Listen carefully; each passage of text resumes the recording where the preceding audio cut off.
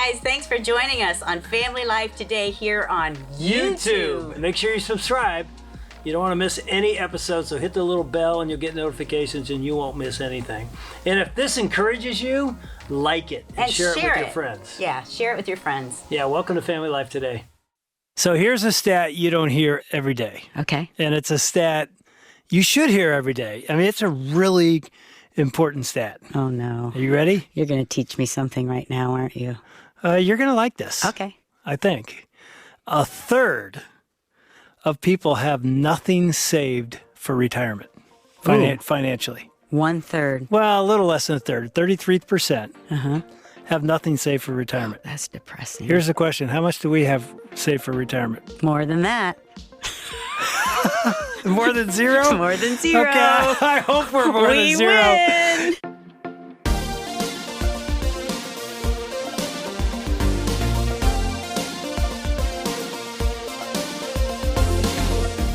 Welcome to Family Life Today, where we want to help you pursue the relationships that matter most. I'm Ann Wilson. And I'm Dave Wilson, and you can find us at FamilyLifeToday.com or on our Family Life app. This is Family Life Today.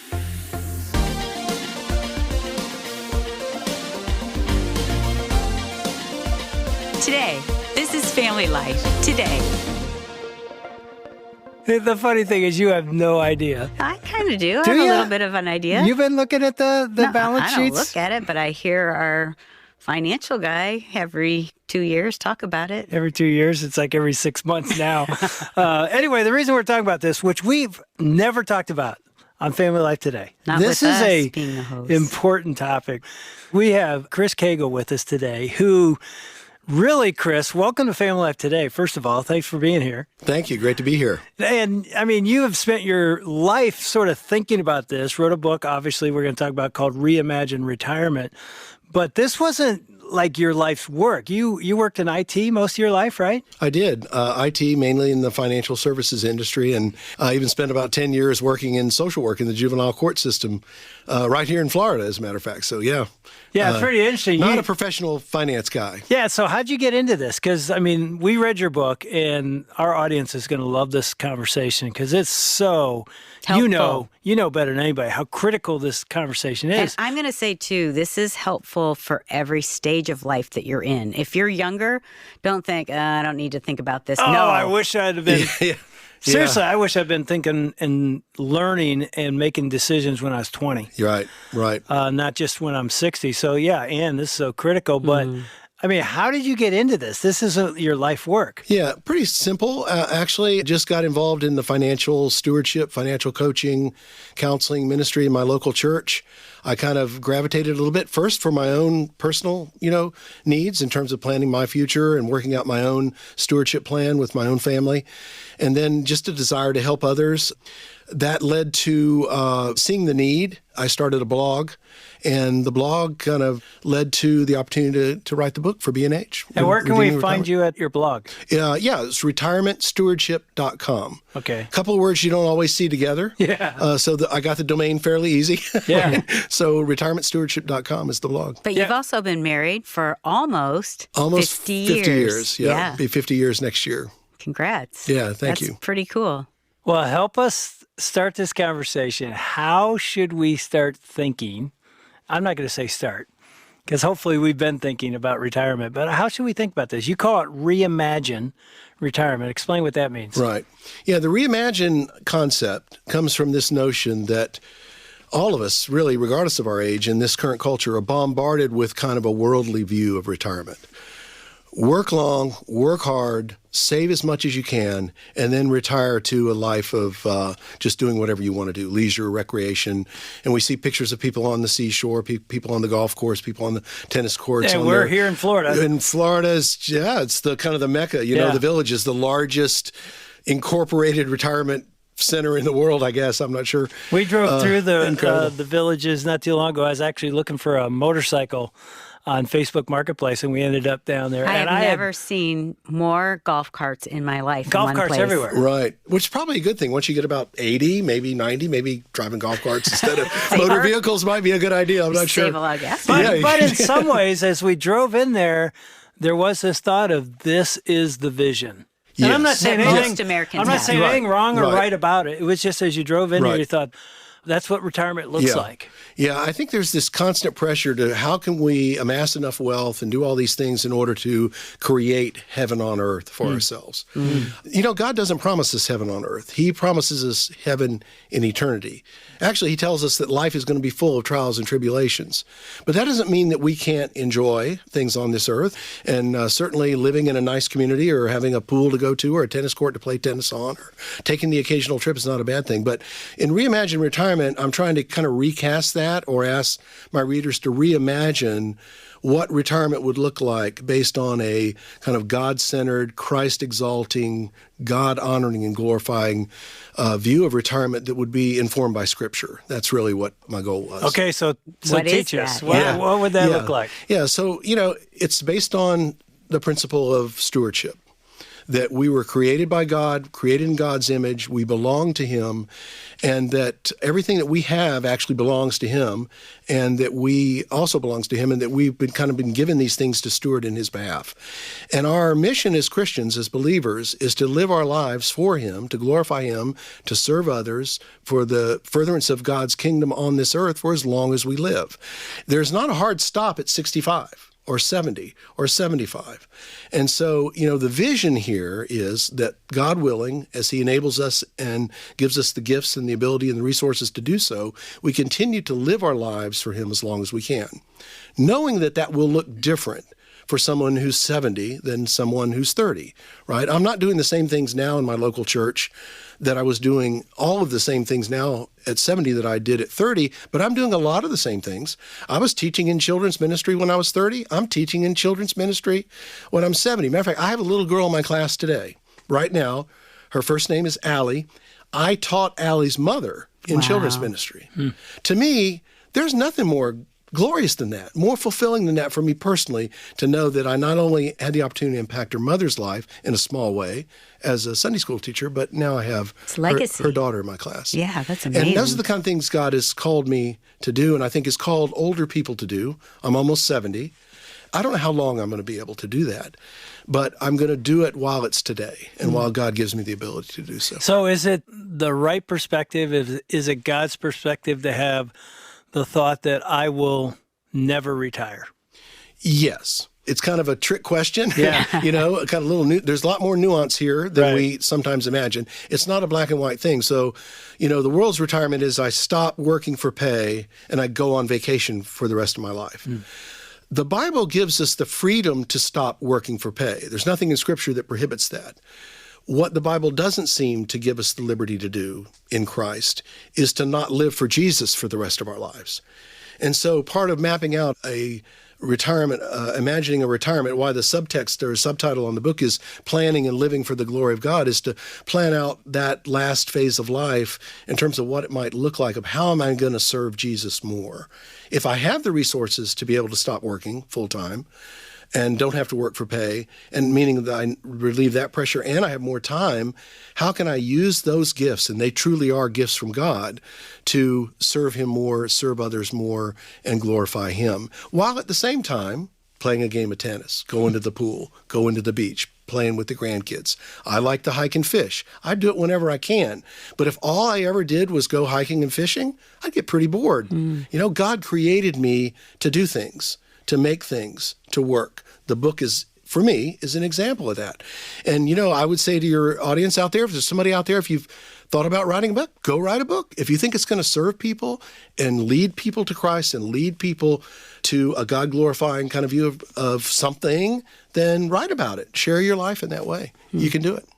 One of the things that we thought in our 20s and when we were starting in our first career, which still is our career, ministry, one of the things I said from the pulpit as I started our church 30 years ago is we will never retire, which in some ways was your perspective. Like, we're never going to stop working for the glory of God. It'll look different. But here's another part of that was a bad part of that, was we don't need to save money. We're going to be working till the very end. So, you know, obviously save a little bit, but you don't need to really be concerned because there won't come a day where you're going to just have to live off what you've saved. That was not good wisdom. Right. And I want you to talk about that because you're much wiser about these things than me. If you had a 20-year-old or a 25-year-old, even a 30-year-old, and by the way, they are listening right now to you, talk to them about that thought of what should they be doing as a younger person financially to think about retirement, financially, and then even a mindset. Yeah. Let me first speak to the kind of affirming part of that or positive part of that. Yeah. If you could imagine that there might be one. There is. There is. And that is that it goes to what should our attitude be toward money? What does the Bible say about money? It says we can't serve two masters. We can't love God and money. And that the love of money is the root of all evil. So if we spend our lives pursuing money and amassing large amounts of wealth, we can so easily be tempted to make those things our God, such that our safety, our security, our joy, our satisfaction, we start to look to those things. We start to look to money for those things. And they become our security. And they become our security instead of God's love for us, his mercy, and his promise of provision. Do you remember the commercial? I don't know who it was. The financial commercial where people are walking around and they have a number above their head. Yeah, what's your number? Yeah, what's your number? Yeah. I remember when I saw that years ago, I thought, that has often been my security, that number. Mm-hmm. You know, I say it's God, and it is, but there have been times where I lay in bed and it's like, oh, I'm anxious, I'm worried, and it's about the number. If that number had an extra zero or two, I'd be like, I'll be all good right now. And I'd be saying, it's because I'm trusting God. I'm really trusting a bank account number, is what you're saying, right? Yeah. And that displaced trust is where we get into trouble. And in some ways, it can even begin to become idolatrous. Yeah. Right. You know, because if you think about what is idolatry, it's not just worshiping another God in some literal way. Yeah. It can be putting trust and faith and trying to find value and worth in something other than our Creator. Right. And money in our society, unfortunately, money can be that thing for far too many people. So trying to kind of speak against that or combat that, especially within the Christian church, is a good thing. But yet we have to also balance that off against the biblical wisdom that says that it's wise to assume that things are going to happen because the future is uncertain, and it's wise, in effect, to save for a rainy day. And that starts very early in life and continues all the way through to the end. And so if you're talking to 20 and 30-year-olds, what is your advice on that saving part? Are you saying like now is the time? Absolutely. Okay. Absolutely. In fact, if you look at some of the math, and I speak to this a little bit in my book, you know, you save a little bit in your 20s or 30s. If you didn't save anything, you could actually, in assuming certain things hold, which may or may not hold in terms of how the markets grow and income is, things compound. You could actually end up with more money at age 60 than if you waited until age 30 or 40 and started saving a little bit a month and saved that same amount every month until age 60.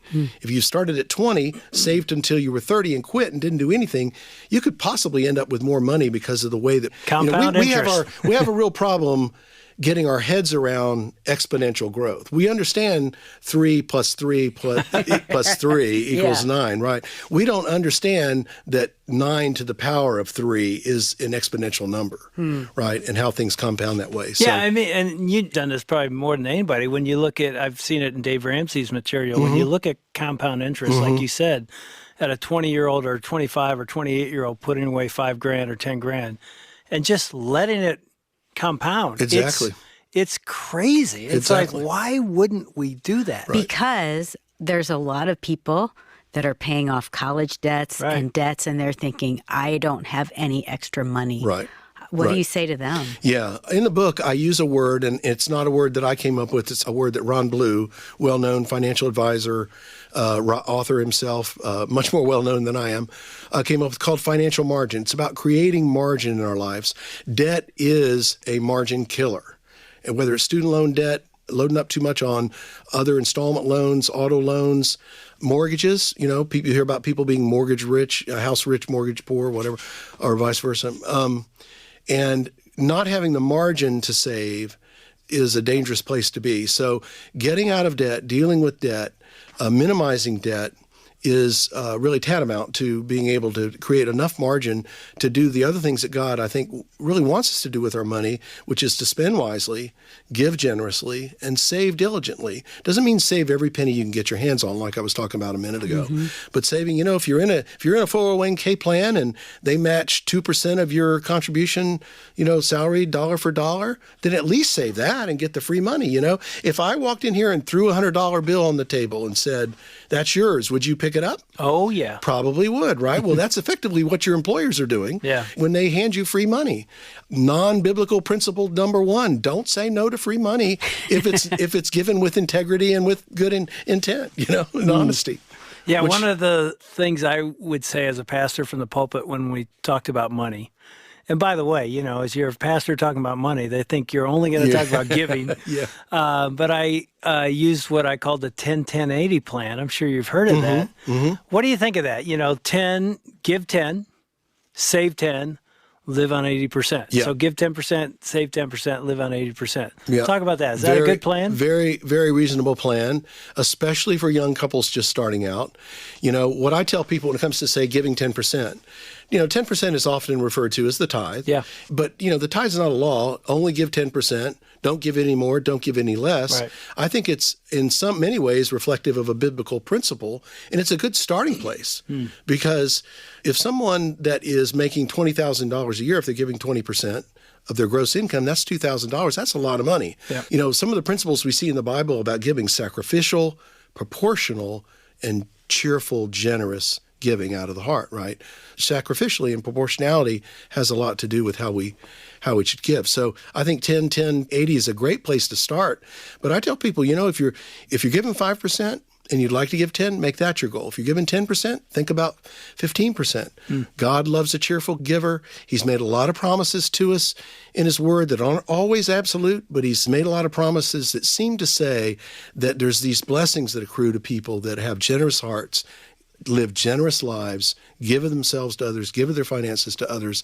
The money just seems to come. We were talking earlier with some folks visiting here from, I think, one of the earlier programs. Right. And the young lady was talking about how she stepped out, took some risks, wasn't sure where the money was going to come from, but she was just doing what God called her to do, obeying God and his will for her life, and the money just kind of seemed to come. That's not always going to happen. Right. We can't assume on that or presume on that. We can always trust God and say, "God, I'm trusting you to meet my needs as I obey you and step out." And here's what I would often hear as a pastor after talking about the 10-10-80 or any kind of plan. I often would hear, if I did the 10-10, I can't live on 80. There's no way. So I do the 2-0 98. That's sort of what they would say. In a sense, it's like, I'm not giving as much because I just can't. So I give a little bit to God. And the average, I think, in church is about 2%. Yeah, it's relatively small. Given. And then I don't really have enough to save right now. I'm going to do that someday. But man, our bills are high and we're living, and that's an impossible plan, 10-10-80. What would you say to them? Well, in some ways you have to kind of take them at their word. But I think I've been at this long enough to know that if I was to sit down with that person and really kind of ask them to open the kimono, if you will, the checkbook, in other words, which some people are not particularly anxious to do, but to really dig into their finances, we might find where there's discretionary spending that could be reined in. There's maybe some debt that could be retired that could free up margin. What could be done to create margin within the confines of your current living situation and your current income? A lot of times I find situations where there just isn't any. So now we have a different conversation about what can we do to create more income? Have you, maybe acquire another skill, take on another part-time job? What can you do to get more income? Or, maybe you should consider downsizing. Maybe you should consider selling that brand new car that you got that big car payment on and buying something that's more affordable and create margin that way. Those are very hard conversations to have, but there are times when they're necessary. As a coach/counselor, and mostly in the context of my local church, I always go at this with a heart of empathy, of kindness and patience and mercy, and realize, as Dave Ramsey likes to say, I've done stupid with my money just like everybody else.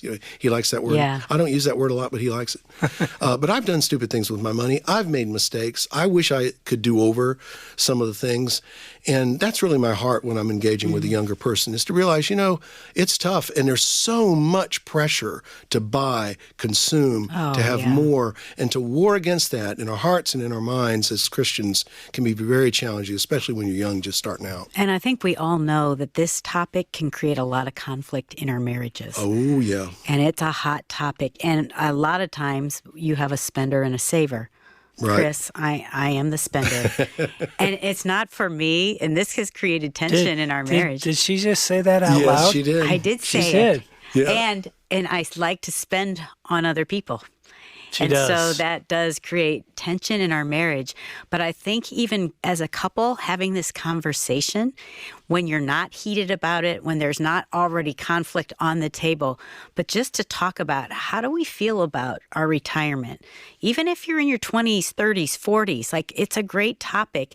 And it might be wise to have a counselor, a financial helper come in, a mentor, just to give you some tips, some advice, if it's hard to talk about it with yourselves. And I would add this too, and this is nothing to do as the last step, but to really pray about it.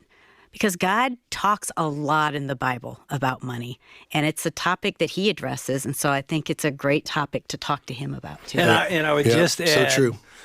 Chris, you would know better than anybody, but I know this as a pastor and even as just a Christ follower.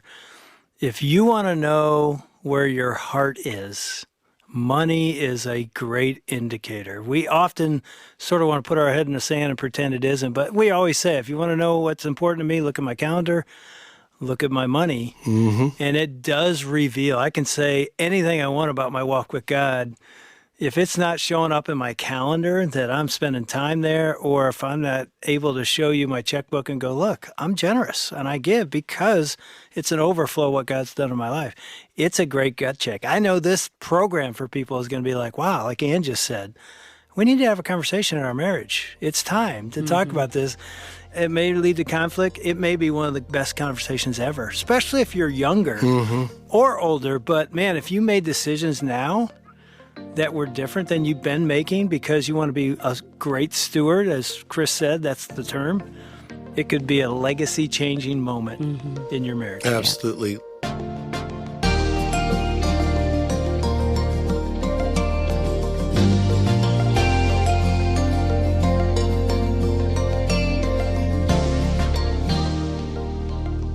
As Christians, our mission doesn't stop at retirement. And we should always be willing to actively pursue communicating the gospel and living out the Christian life beyond just the age of 65. Ultimately, all that we have when it comes to our time and our relationships, and of course our money, it belongs to God. And the goal is to honor him and thank him in everything. And that includes our finances as we consider retirement. CJ Cagle has written a book called Reimagine Retirement. We've got copies over in our Family Life Resource Center. You can go to our website at FamilyLifeToday.com to order your copy online, or you can order at 1-800-358-6329. That's 1-800-F as in family, L as in life, and then the word today. Many of us, when we examine our life, we don't like our story. And honestly, when we look at our spouse, we don't really like their story much either. And that can make for a very, very turbulent marriage, which is one of the reasons why we have created the Family Life Weekend to Remember Getaway. Right now, through Monday, April the 4th, when you go to FamilyLifeToday.com, you could scroll down, look at the different dates and geographical locations for the Weekend to Remember event, find one, and when you sign up, you will get 43% off the regular price for a Weekend to Remember event. This is a weekend that you can enjoy 3 days of romance and reconnection with your spouse. Again, that's happening now through Monday, April the 4th. No promo code is needed. Just sign up at FamilyLifeToday.com. and rediscover a way for your marriage to experience encouragement, hope, and joy, all the while getting practical tools to help you build and grow your relationship with your spouse. Again, you can find all the details at FamilyLifeToday.com, or you could call us at 1-800-F as in family, L as in life, and then the word today. If this content today about rethinking your retirement or any of our Family Life programs have been helpful for you, we'd love for you to share today's podcast with a family member or a friend. And wherever you get your podcast, it can really advance the ministry of Family Life Today if you'd scroll down and rate and review us. Now, tomorrow, Dave and Ann Wilson are going to be talking again with CJ Cagle about that scary word as we think about retirement called debt. I hope you could be with us. On behalf of Dave and Ann Wilson, I'm Shelby Abbott. We'll see you back next time for another edition of Family Life Today.